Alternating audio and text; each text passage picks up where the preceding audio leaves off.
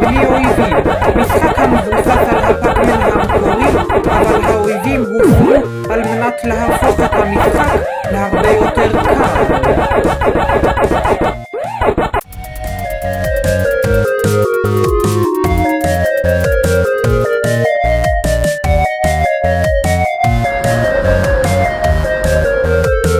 שלום רב לכם, וברוכים הבאים לעוד סרטון של אורושמנד.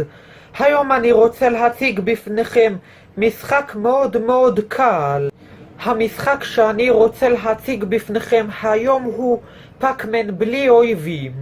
המשחק מאוד דומה לפאקמן המקורי, אבל האויבים הוסרו ממנו כדי שהמשחק יהיה הרבה יותר קל.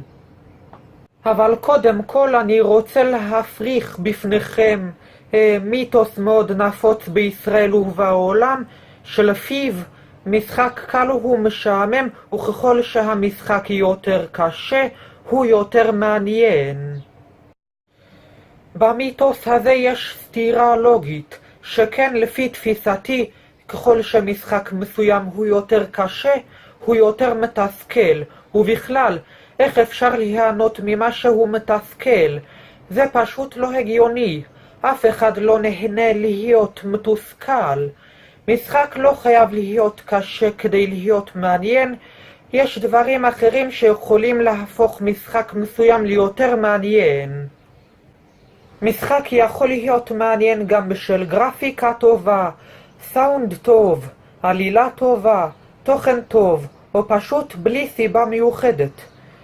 אתם יודעים מה? אני חושב שמשחק טוב הוא גם משחק קל, כי ככה המשחק לא מתסכל. בישראל אין אחד שלא חווה תסכול מכישלונות חוזרים ונשנים במשחקים קשים, וזה רק מוכיח שמשחק מסוים הוא קשה, וההסתברות שנצליח בו נמוכה, הוא בהכרח מתסכל. והאמת שלפי דעתי, משחק הפאקמן המקורי הוא די קשה. למה? יש לכך מספר סיבות. דבר ראשון, יש בו 4 אויבים, בלינקי האויב האדום, פינקי האויב הוורוד, אינקי האויב הציאני, וקלייד האויב הכתום. דבר שני, בלינקי הוא אויב מאוד אכזרי, שמרבה לרדוף אחרי פאקמן יותר מכל אויב אחר במשחק. דבר שלישי, פינקי הוא גם אויב די אכזרי. כשהוא רואה את פאקמן מלפניו, הוא מתחיל לרדוף אחריו ומאלץ אותו לשנות כיוון. דבר רביעי, אינקי הוא מבלבל. לפעמים מתנהג כמו בלינקי, לפעמים מתנהג כמו פינקי, ולפעמים מתנהג כמו קלייד, שכמעט שלא רודף אחרי פאקמן ועושה מה שבא לו. דבר חמישי, מאוד קשה לברוח מהאויבים, כי הם מרבים ללכוד את פאקמן ולהכריח אותו ליפול, ובמקרים כאלה אי אפשר לעשות שום דבר כדי להתחמק.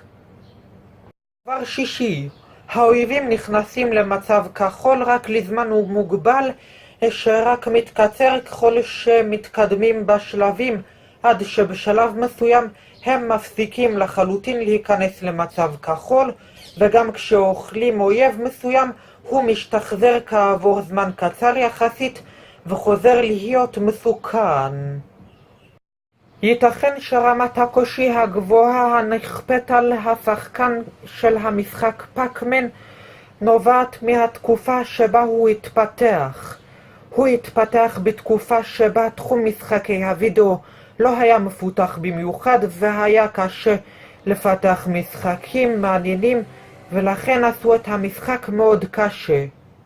לחלופין, המשחק התפתח לפלטפורמת הארקייד, שהיא מכונת משחקים המתקיימת במקומות ציבוריים כגון מסעדות, וכדי להרוויח מהמשחק כמה שיותר כסף ככל האפשר, עשו את המשחק מאוד קשה, כי אז השחקן משחק פחות זמן, ומרווח הזמן בין מטבע על מטבע יותר קטן.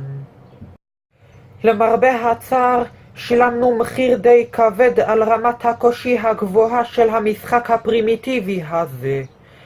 היא התגלגלה גם למשחקים יותר מאוחרים, ולקח יחסית די הרבה זמן עד שהבינו שלעשות משחק מסוים קשה זה רעיון לא טוב, ועד אז עוד השתרשה תפיסה שלפיה ככל שמשחק מסוים הוא יותר קשה, הוא יותר מעניין, בעוד שאני מעולם לא חשבתי כך. לפי דעתי, אם משחק מסוים הוא משעמם, זה אף פעם לא בגלל שהוא קל מדי, אלא מסיבה אחרת. זה יכול להיות בגלל שאני לא אוהב את הגרפיקה, זה יכול להיות בגלל שאני לא אוהב את הסאונד, זה יכול להיות בגלל שכל השלבים במשחק מאוד דומים זה לזה, זה יכול להיות בגלל שהמשחק לא מסוג המשחקים שאני אוהב, זה יכול להיות גם מסיבה אחרת, אבל להצטדק שהמשחק משעמם כי הוא קל מדי, זה די מעליב, וגם לא עולה בקנה אחד עם האמת, כי בפועל גם משחק קשה יכול להיות משעמם. ועכשיו בואו נחזור למשחק פאקמן בלי אויבים. אני בכלל לא יודע מי פיתח את המשחק הזה, אבל אני משער שהוא פיתח אותו בגלל תסכול אישי מהכישלונות במשחק הפאקמן המקורי, שכפי שסיפרתי לכם הוא קשה מדי, והמפתח רצה להקל את המשחק, אז הוא פרץ אותו והסיר את האויבים. לפי דעתי הצעד שלו היה הצלחה די רבה, שכן הוא הצליח ליצור משחק די מרגיע שבו אין סיבה לפחד מכישלונות. זהו משחק שבו באמת משחקים בשביל הכיף ולא בשביל שום דבר אחר, ולא צריך לסבול מתסכול כדי לשחק בו. אבל המשחק הזה משעמם? התשובה לשאלה הזאת היא לסוף הסרטון. ועכשיו בואו נשחק בפאקמן בלי אויבים. כפי שאתם רואים, כתוב פה פאקמן made easy. מה שזה אומר זה שהמשחק נפרץ והאויבים הוסרו כדי שהמשחק יהיה יותר קל.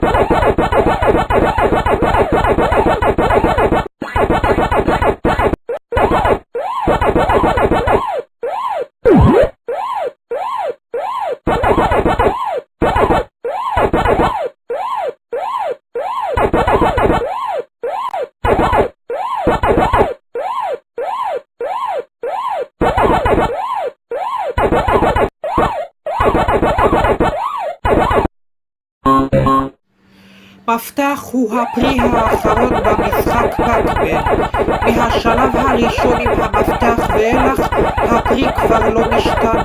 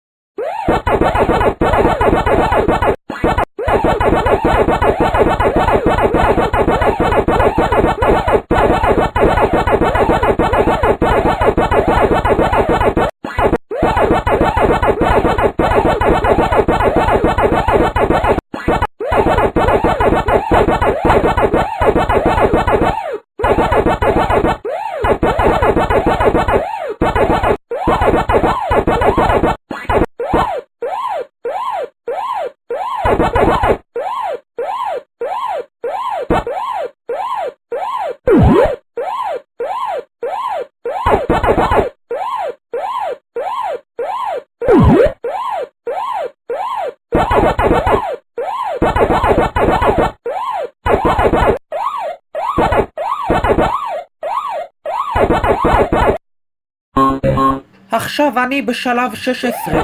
במשחק הפאק-מן המקורי מהשלב הזה ואילך האויבים כבר לא הופכים להיות כחולים כשפאק-מן אוכל נקודה גדולה בכלל.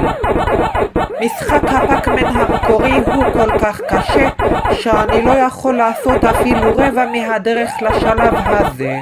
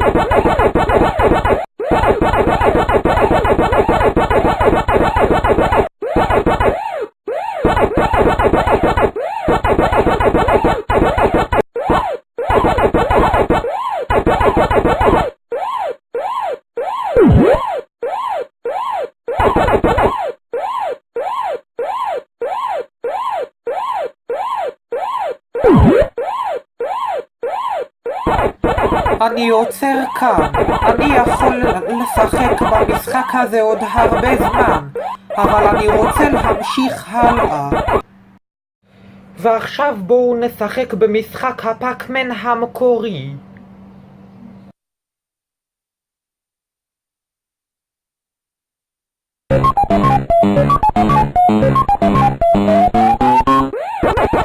אתם רואים את האויבים האלה? תכף תראו איך הם הופכים את המשחק לכל כך קשה.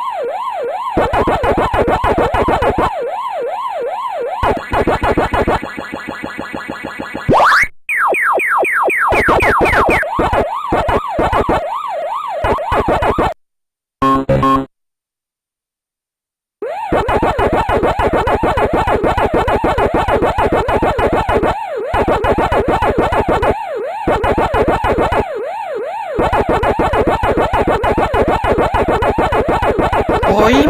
האויבים רודפים אחרי פאקמן ובכך מעקמים לו את הדרך.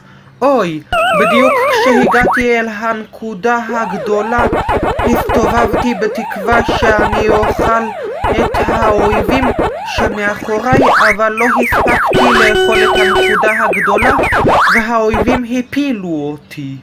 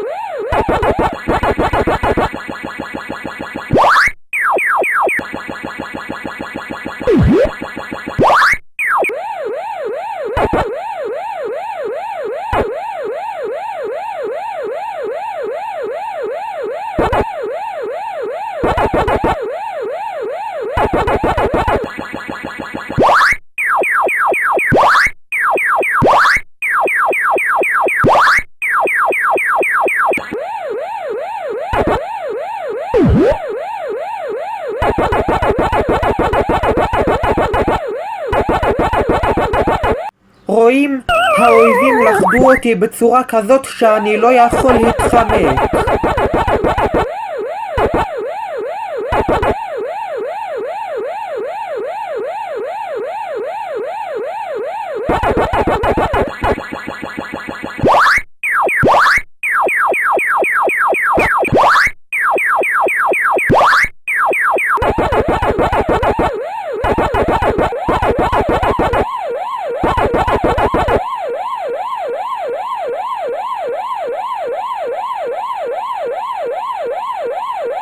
שוב, בזמן שהייתי עסוק בלברוח מבלינקי וקלייד, נתקלתי באינקי.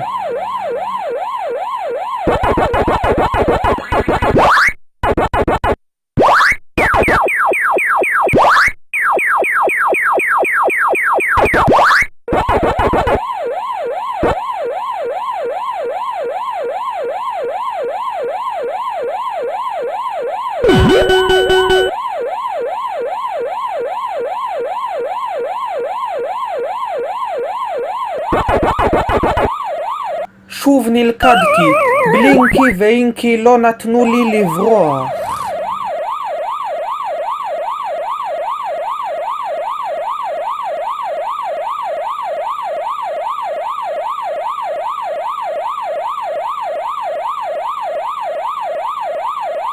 נו באמת, רציתי לעבור את השלב האויבים הפריעו לי, ובזה המשחק נגמר. ועכשיו בואו נציג את שתי הגרסאות של המשחק בזו לצד זו, כדי להבליט את הפער ביניהן ברמת הקושי.